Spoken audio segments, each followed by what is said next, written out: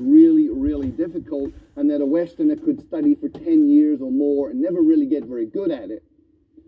And I also went in with a different idea, which was taking all of the conclusions from psychological research up to that point and applying them to the learning process. What was really cool was that in 6 months I was fluent in Mandarin Chinese, and it took a little bit longer to get up to native. But I looked around and I saw all of these people from different countries struggling terribly with Chinese. I saw Chinese people struggling terribly to learn English and other languages.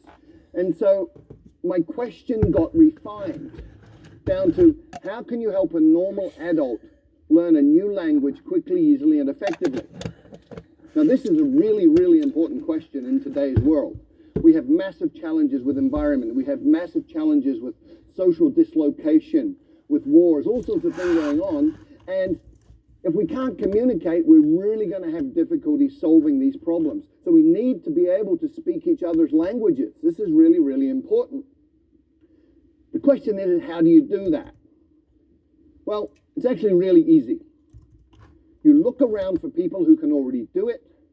You look for situations where it's already working, and then you identify the principles and apply them. It's called modeling, and I've been looking at language learning and modeling language learning for about 15 to 20 years now.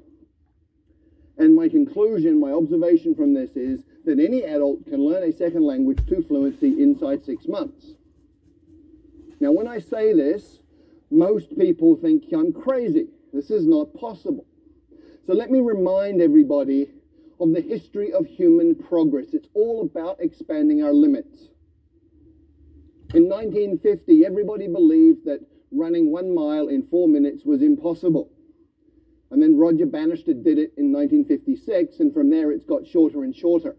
100 years ago, everybody believed that heavy stuff doesn't fly, except it does, and we all know this.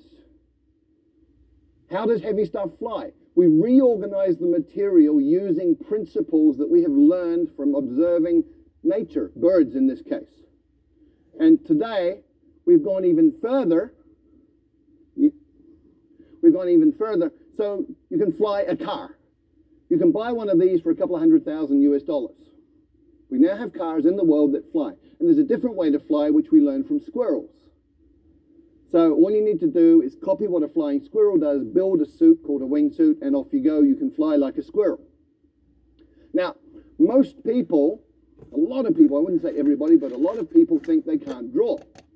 However, there are some key principles, 5 principles that you can apply to learning to draw, and you can actually learn to draw in 5 days. So if you draw like this, you learn these principles for 5 days and apply them, and after 5 days, you can draw something like this.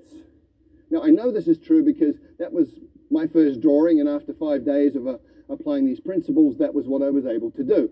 And I looked at this and I went, wow. So that's how I look like when I'm concentrating so intensely that my brain is exploding. So anybody can learn to draw in 5 days. And in the same way, with the same logic, anybody can learn a second language in 6 months. How? There are 5 principles and 7 actions. There may be a few more, but these are absolutely core. And before I get into those, I just want to talk about 2 myths. I want to dispel 2 myths. The first is that you need talent. Let me tell you about Zoe. Zoe came from Australia, went to Holland, was trying to learn Dutch, struggling extremely, a great deal. And finally, people were saying you're completely useless, you're not talented, give up, you're a waste of time. And she was very, very depressed. And then she came across these 5 principles. She moved to Brazil and she applied them, and in 6 months she was fluent in Portuguese. So talent doesn't matter. People also think that immersion in a new country is the way to learn a language. But look around Hong Kong. In 6 months she was fluent in Portuguese. So talent doesn't matter. People also think that immersion in a new country is the way to learn a language. But look around Hong Kong. Look at all the Westerners who've been here for 10 years who don't speak a word of Chinese. Look at all the Chinese living in America, Britain, Australia, Canada, who've been there 10, 20 years, and they don't speak any English. Immersion per se does not work. Why? Because a drowning man cannot learn to swim. When you don't speak a language, you're like a baby, and if you drop yourself into a context which is all adults talking about stuff over your head, you won't learn. When you don't speak a language, you're like a baby, and if you drop yourself into a context which is all adults talking about stuff over your head, you won't learn. So, what are the 5 principles that you need to pay attention to? First, the 4 words: attention, meaning, relevance, and memory. And these interconnect in very, very important ways, especially when you're talking about learning. Come with me on a journey through a forest. You go on a walk through a forest and you see something like this. Little marks on a tree. Maybe you pay attention, maybe you don't. You go another 50 meters and you see this. You should be paying attention. Another 50 meters, if you haven't been paying attention, you see this. And at this point, you're paying attention. And you've just learned that this is important, it's relevant, because it means this, and anything that is related, any information related to your survival is stuff that you're going to pay attention to, and therefore you're going to remember it. If it's related to your own personal goals, then any information related to your survival is stuff that you're going to pay attention to, and therefore you're going to remember it. If it's related to your own personal goals, then you're going to pay attention to it. If it's relevant, you're going to remember it. So the first rule, first principle for learning a language is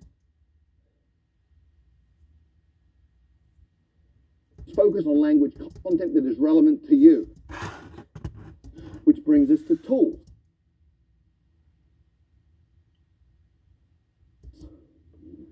We master tools by using tools, and we learn tools the fastest when they're relevant to us. So let me share a story. A keyboard is a tool. Typing Chinese a certain way, there are methods for this. That's a tool. I had a colleague many years ago who went to night school Tuesday night, Thursday night, 2 hours each time, practicing at home. She spent 9 months and she did not learn to type Chinese. And one night we had a crisis. We had 48 hours to deliver a training manual in Chinese. And she got the job. And I can guarantee you, in 48 hours, she learned to type Chinese because it was relevant, it was meaningful, it was important. She was using a tool to create value. So the second principle for learning a language is to use your language as a tool to communicate. Right from principle for learning a language. Use your language as a tool to communication from day one. To use your language as a tool to communicate. Right from day one. As a kid does. As a kid does. When I first arrived in China, I didn't speak a word of Chinese. And on my second week, I got to take a train ride overnight. I spent 8 hours sitting in the dining car talking to one of the guards on the train. He took an interest in me for some reason. And we just chatted all night in Chinese. And he was drawing pictures and making movements with his hands and facial expressions. And piece by piece by piece, I understood more and more. But what was really cool was 2 weeks later, when people were talking Chinese around me, I was understanding some of this. And I hadn't even made any effort to learn that. What had happened, I'd absorbed it that night on the train, which brings us to the third principle. When you first understand the message, then you will. When you first understand the message, then you will acquire the language unconsciously. And this is really, really well documented now. It's something called comprehensible input. There's 20 or 30 years of research on this. Stephen Krashen, a leader in the field, has published all sorts of these different studies. And this is just from one of them. The purple bars show the scores on different tests for language. The green and the purple people were people who had learned by grammar and formal study. The green ones are the ones who learned by comprehensible input. So comprehension works. Comprehensive input. Comprehension is key. And language learning is not about accumulating lots of knowledge. In many, many ways, it's about physiological training. It's not about accumulating lots of knowledge. In many, many ways, it's about physiological training. A woman I know from Taiwan did great in English at school. She got A grades all the way through, went through college, A grades, went to the US and found she couldn't understand what people were saying. And people started asking her, are you deaf? And she was English deaf.